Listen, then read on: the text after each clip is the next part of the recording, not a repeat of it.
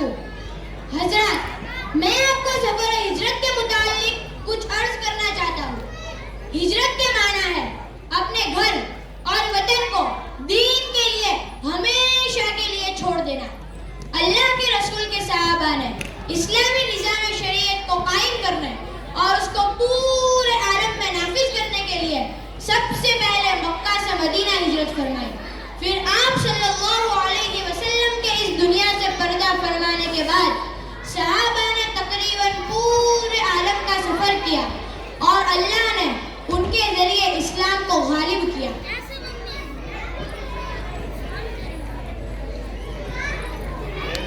حضرات، جب رسول اللہ صلی اللہ علیہ وسلم نے مدینہ کی طرف ہجرت کا ارادہ کیا تو کفار مکہ نے آپ صلی اللہ علیہ وسلم کے گھر کو گھیر لیا اور ارادہ کیا کہ جب آپ صلی اللہ علیہ وسلم گھر سے نکلیں گے تو نعوذ باللہ ایک ہی وقت مل کر حملہ کر کے آپ صلی اللہ علیہ وسلم کو قتل کر دیں گے، مگر اللہ نے کفار کی اس سازش سے آپ صلی اللہ علیہ وسلم کو بچا لیا۔ پھر جب آپ صلی اللہ علیہ وسلم گھر سے نکلے تو اللہ تعالیٰ نے ان کفاروں کی بینائی چھین لی اور آپ صلی اللہ علیہ وسلم نے اپنے ہاتھوں میں تھوڑی سی مٹی لی اور ان کے سروں پر ڈالتے ہوئے نکلے اور سورہ یاسین کی آیت فَغَشَيْنَاهُمْ فَهُمْ لَا يُبْصِرُونَ تلاوت کرتے ہوئے چلے گئے۔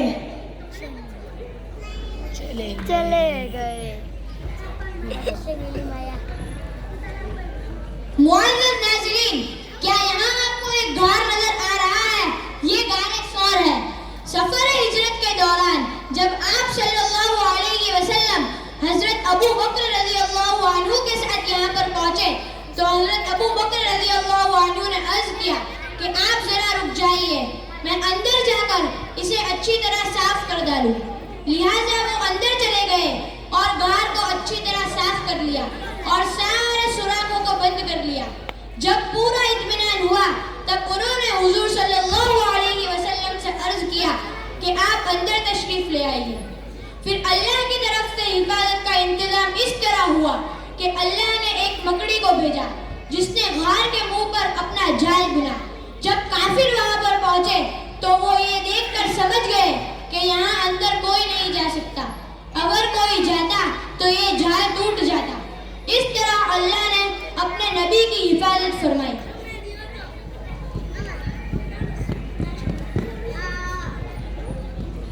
حضرات، یہ دیکھو اللہ کے رسول صلی اللہ علیہ وسلم اس راستے سے گزر رہے تھے اور ادھر قریش نے اعلان کیا کہ جو بھی رسول اللہ صلی اللہ علیہ وسلم کو پکڑ کر لائے گا اس کو 100 اونٹنیاں انعام میں دی جائے گی۔ سراقہ انعام کی لالچ میں رسول اللہ صلی اللہ علیہ وسلم کو پکڑنے نکلا مگر اس کے گھوڑے کو ٹھوکر لگی اور وہ گر گیا۔ پھر اس نے دوبارہ کوشش کی، پھر گر گیا۔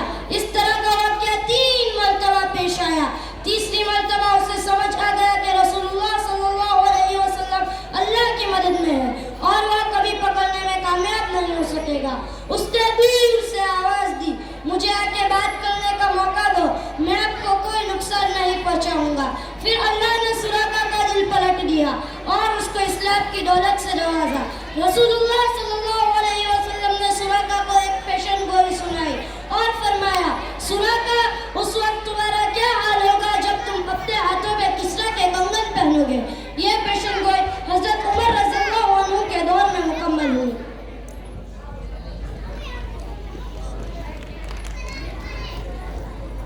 حضرات، سفر ہجرت کے درمیان ایک واقعہ یہ پیش آیا کہ آپ صلی اللہ علیہ وسلم راستے میں ایک عورت کے پاس سے گزرے جسے ام معبد الخزاعیہ کہا جاتا ہے۔ اس کے پاس ایک بکری تھی جو چارہ اور پانی کی کمی کی وجہ سے اس کا دودھ خشک ہو گیا تھا۔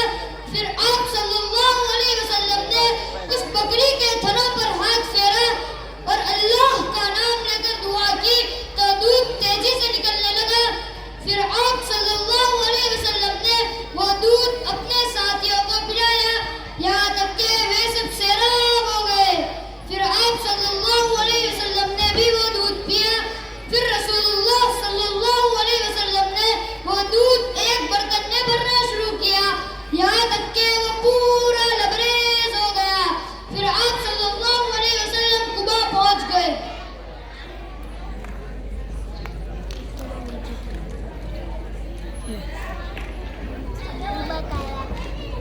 حضرات آپ کو یہاں قبا نظر آ رہا ہے.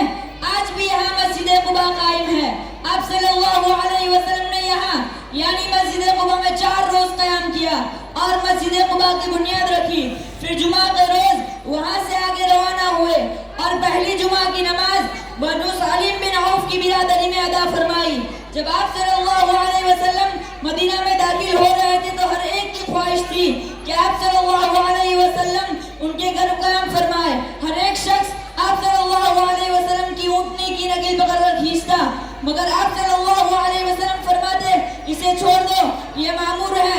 یہاں تک کہ اونٹنی حضرت ابو ایوب انصاری رضی اللہ عنہ کے گھر کے پاس آ کر بیٹھ گئی تو آپ صلی اللہ علیہ وسلم نے حضرت ابو ایوب انصاری رضی اللہ عنہ کے گھر قیام فرمایا اور حضرت ابو ایوب انصاری رضی اللہ عنہ نے آپ صلی اللہ علیہ وسلم کی مہمان نوازی کا حق ادا کیا.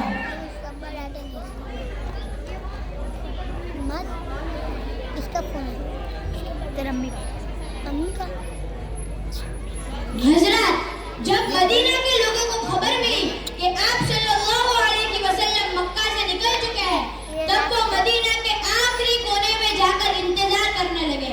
لیکن جب آپ صلی اللہ علیہ وسلم مدینہ میں داخل ہوئے تب انصار انتظار کر کر واپس چلے گئے تھے. سب سے پہلے ایک یہودی کی نظر آپ صلی اللہ علیہ وسلم پر پڑی. اس نے دور سے آواز لگا کر انصار کو آپ صلی اللہ علیہ وسلم کے آنے کی اطلاع دی. تقریباً 500 لوگوں نے آپ صلی اللہ علیہ وسلم کا استقبال کیا.